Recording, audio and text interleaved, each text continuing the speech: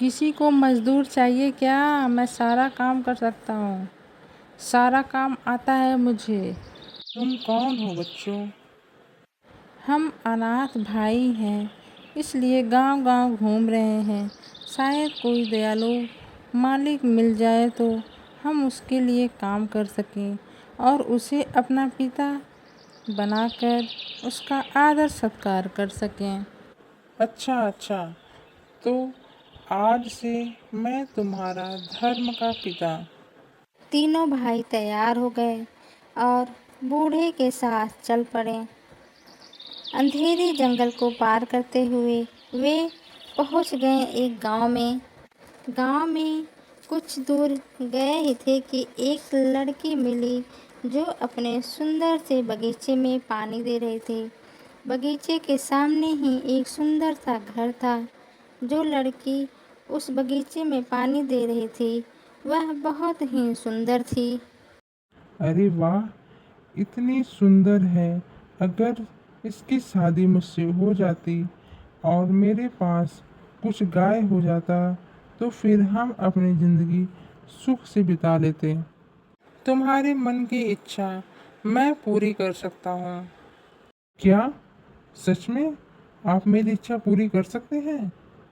तुम लोग मेरे धर्मपुत्र हो, तो क्या मैं तुम्हारे लिए इतना भी नहीं कर सकता हूँ?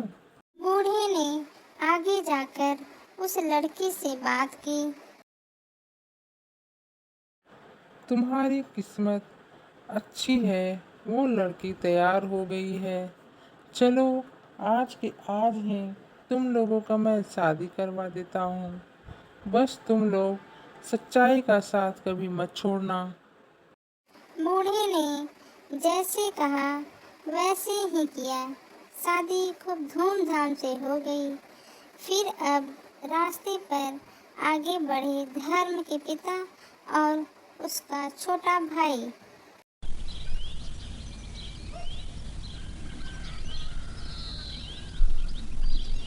अरे वाह, कितना सुंदर गांव है, कितना शांति है। चारों ओर जी चाहता है बस यहीं एक छोटा सा घर बना के यहीं पर रुक जाऊं। यहाँ के लोग बहुत गरीब हैं पर बहुत ही ज़्यादा सुखी हैं। मैं भी ऐसे ही सुखी होना चाहता हूँ। पिताजी, बड़ा आदमी बनकर क्या फ़ायदा जब जीवन में खुशियाँ ही नहीं हो। वाह बेटा वाह, बहुत अच्छी सोच है तुम्हारी। उसी वक्त सामने एक झोपड़ी दिखी और उस घर में से हाथों में घड़ा लिए एक सुंदर सी लड़की बाहर आती है।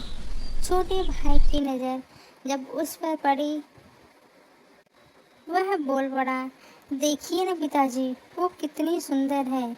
अगर एक ऐसी लड़की मेरी पत्नी बन जाती है तो। लेकिन ये तो बहुत गरीब है। से क्या हम दोनों मिलके अपना गुजारा कर लेंगे पिताजी, और कोई कमी कभी नहीं होने दूंगा मैं इसको। अच्छा अच्छा, तो ठीक है, चलो मेरे साथ। बेटी, थोड़ा पानी दोगी क्या? बहुत देर से प्यास लगी है। अब जाकर प्यास मिटी। बेटी, तुम्हारा नाम क्या है? मेरा नाम यशोदा है। बेटी, मैं इस बेटे का धर्म का पिता हूँ। इस बेटे को तुम बहुत पसंद आ गई हो।